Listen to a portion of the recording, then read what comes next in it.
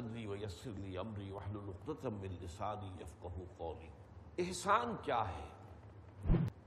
سب سے پہلے اس لفظ کو سمجھ لیجئے۔ حسن یہ تو اردو میں مستعمل لفظ ہے، عربی کا لفظ ہے، لیکن یہ کہ کون نہیں جانتا۔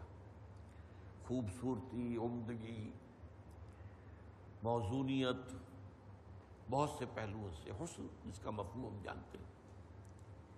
احسان کے معنی ہے کسی کو حسین بنانا۔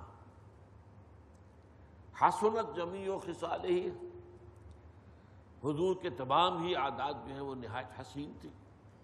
تو حسن یحسن، حسین ہونا۔ احسن یحسن، کسی کو حسین بنانا۔ اب یہ لفظ جو ہے لفظی اعتبار سے اچھی طرح سمجھ لیجئے تاکہ اس کی اصل حقیقت واضح ہو جائے۔ اس لیے کہ بدقسمتی سے یہ جو احسان کا یہاں پر موضوع آیا ہے، ہمارے ہاں اس کی جگہ پر ایک اور لفظ معروف ہو گیا، تصوف۔ اور وہ اتنا معروف ہوا کہ اس نے اس احسان کے لفظ ہی کو ہماری لغت سے گویا کہ خارج کر دیا۔ احسان کے ایک لفظی معنی ہے کسی پر بھلائی کرنا، یہ بھی ہے۔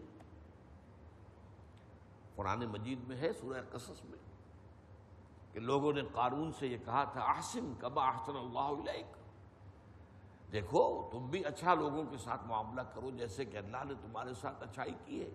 اللہ نے تمہیں دولت دی ہے، غنی بنایا ہے، تم لوگوں کی ضرورتوں میں، ان کی مدد میں اپنے مال کو خرچ کرو۔ تو احسان کے معنی یہ بھی ہے کسی کے ساتھ حسن سلوک کرنا، یہ احسان۔